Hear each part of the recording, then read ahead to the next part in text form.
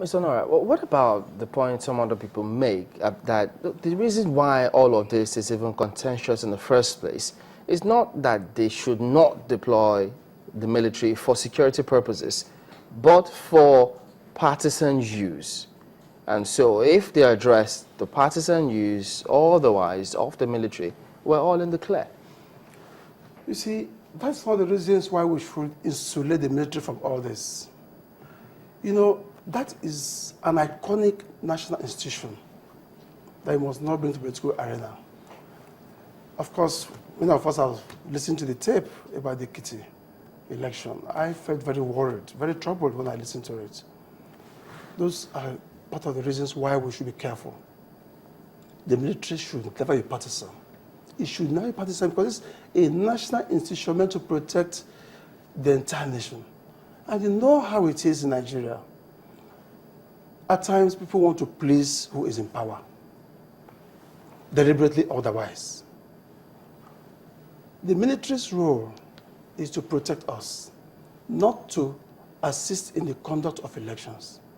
However, should there be violence? Should there be violence on a scale that is beyond the regular police?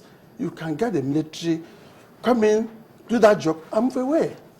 But my contention is that they should not be the first port of call. You cannot assume there will be violence in every part of the country. Have they ever been the first port of call?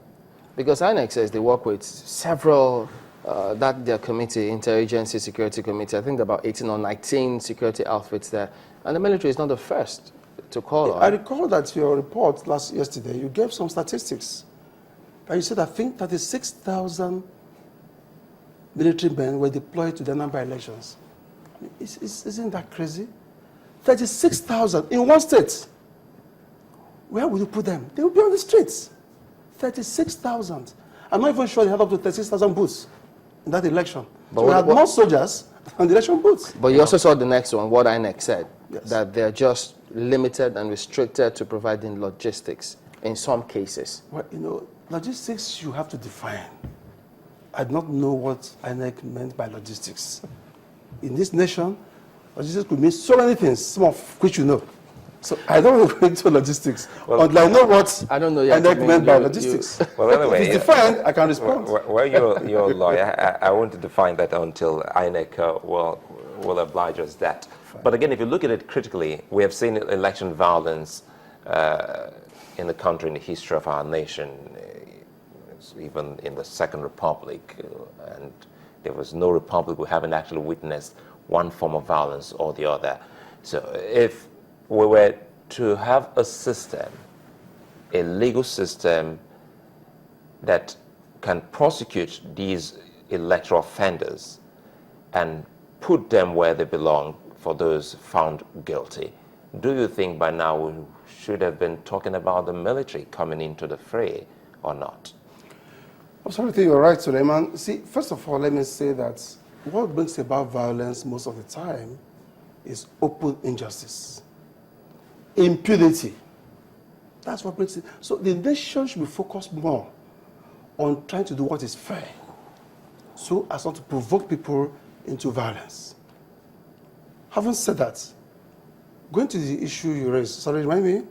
We're talking about people that haven't been tried over time for election violence. Now, that is the problem of our nation. We are very good in this country in making laws, policies, having series of meetings. But when it comes to implementation, we score close to zero. I tell you this, where you don't sanction bad behavior, you are actually promoting it indirectly. Every time we get information about people who have done one thing or the other in violation of the Electoral Act or even our basic criminal laws, and nothing is done. As we speak, I'm not aware of anybody having been successfully prosecuted over infractions on the Electoral Act for 2011 elections. So if people... I think they say some people have been prosecuted. Successfully, I said. Yeah, that's what INEC says. I'm not aware. Because people I'm sure have gone to jail because this or fined for electoral offenses. That's what you mean by successful. Oh, yes. Going to jail. Oh, yes. Oh yes, that's successful Because prosecution. the argument Not here, commencement of prosecution. The- Successful prosecution. the argument here tilts towards what General Bennett did say. You know, we have failed in that aspect. That is why we are trying to see how we can instill fear in people, because he says the police, well, we see, I still want to go with him. He's not trying to denigrate the police, but it is what we know out there. Most people would rather run when they say the military than the police. So I'm sure it is also linked to this inability for us to successfully prosecute offenders. You see, I listened to the general, and he spoke as a general. You know, the words they use in the military, fear, violence, those are the words they use. Those are not No, but words. the military said they are rebranding now. they're more friendly military. They're trying to change, even the police too, changing their uniform and more friendly now. Even though you said that's what you observed. That is our wish. But let me say this. It's important that we not inculcate the culture of fear.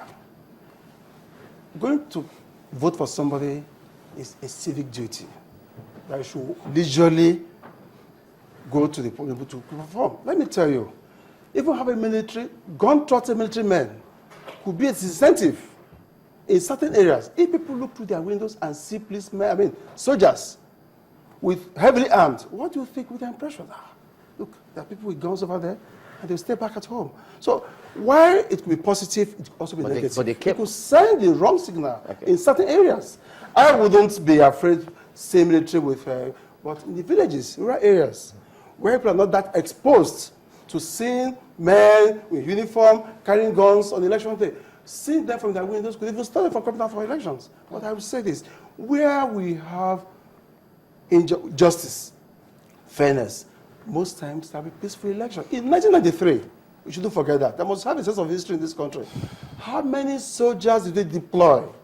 And yet that election has not just be very fair. But times have changed. Yes, but you see, times should change. And it was also conducted during the military government. Absolutely. It was peaceful. I have Tosin Jegede who says Northeast is in Nigeria. If there is war in one section of the country, it will be wrong to assume the nation as a whole isn't at war. I don't agree. Why don't we have military men deployed to Lagos to fight any war? There's no war going on here. Or to Ekiti, or to Anambra, Let's get your view. No, let's get your view on this other matter. We're winding down. Okay. The insurgency in the Northeast, the kind of response that the military is going. Even today, yesterday, as a matter of fact, we saw Central African countries, their leaders also coming to the country. So it looks as though the African Union also coming to the table to fight insurgents. That's good news, isn't it? Well, it is good news. I am very excited that finally we are getting the acts together.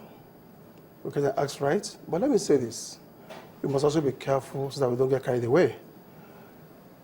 We must keep our eyes on the ball. Because today we have regained some territories.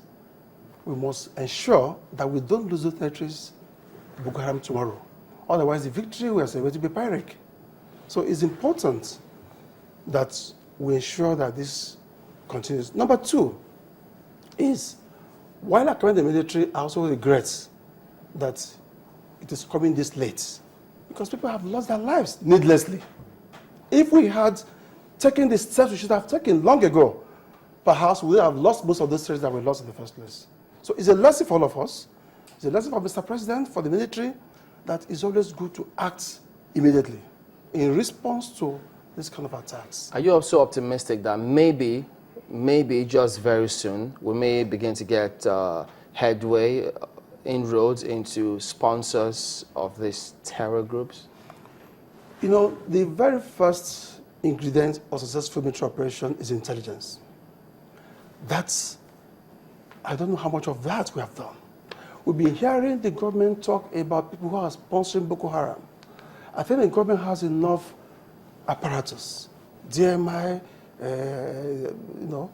SSS, DSS, police, to actually unravel those who sponsor Boko Haram, those who provide finances for them particularly, those who provide arms for them. Boko Haram does not control any seaport in Nigeria. It does not control any airport in Nigeria. Yet they keep getting arms. How does that happen?